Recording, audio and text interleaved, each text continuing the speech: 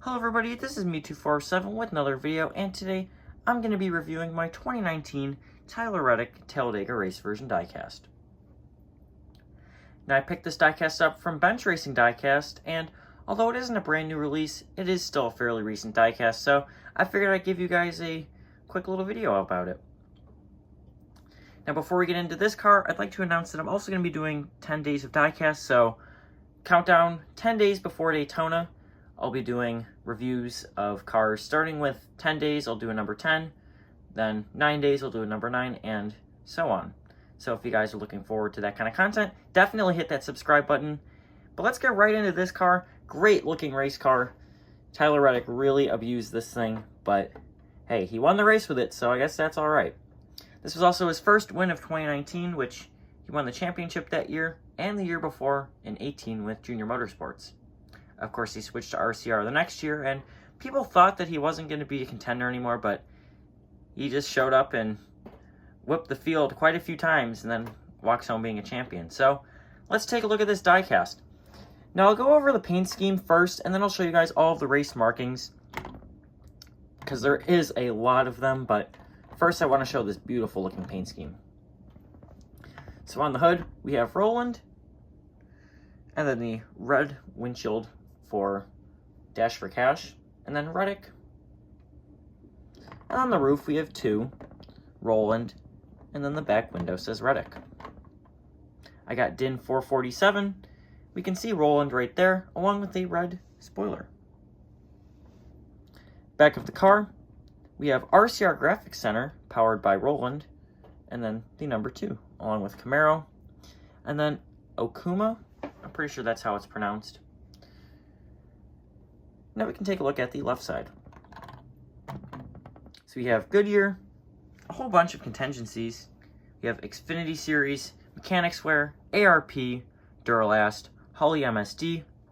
We have Pinnacle and Alsco, and then Roland, Twisted Tea, KCMG, and Hurdle, along with Nationwide Children's.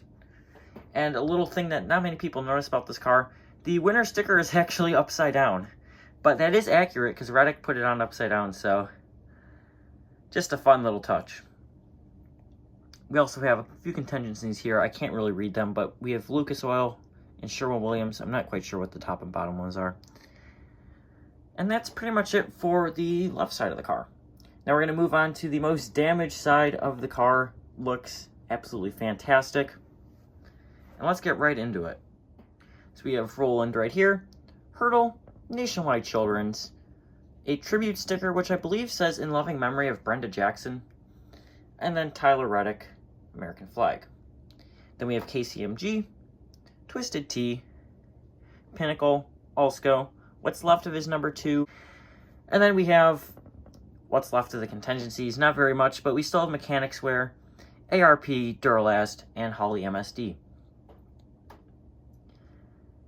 That's pretty much it for the paint scheme. It's a really unique looking car, and I wish that he would have carried this scheme on to Cup, but hey, there's always 2021, right? So let's take a look at the damage now. So on the hood, we have a whole bunch of confetti. I'm not a big fan of the green. I feel like it would look better without the confetti, but that's just my opinion. But it's green and white confetti. Of course, it's also on the windshield here. And you can see some tape that's meant to be a visor. So there's that. Roof of the car, pretty much nothing, just a little bit of confetti. And then the back window, again, just a little bit of confetti. Back bumper of the car looks pretty clean. No real damage there. And then we can take a look at the left side of the car. So we have the Goodyear that's missing the Goodyear, a little bit of rubber buildup here and what looks like a scratch, and then some dirt right there. Of course, just a tiny bit of confetti on this side, not too much. And that's pretty much it for this. Now on to the side that I know all of you guys are waiting for. Here it is. Man. So we've got a bunch of scratches here, some brown and black Bear Bond. As you guys can see, the black right there, and then a piece of brown. And then we also have more bare bond right here, and all on the right front fender.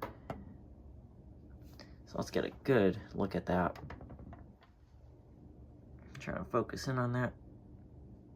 And Lionel did a great job with detail on this. You can see all of the contours in the body because of this tape.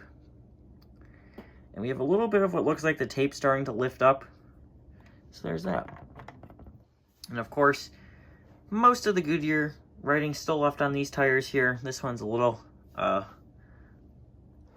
to read, but we still have pretty much all the Goodyear written on them. And just a little bit of confetti.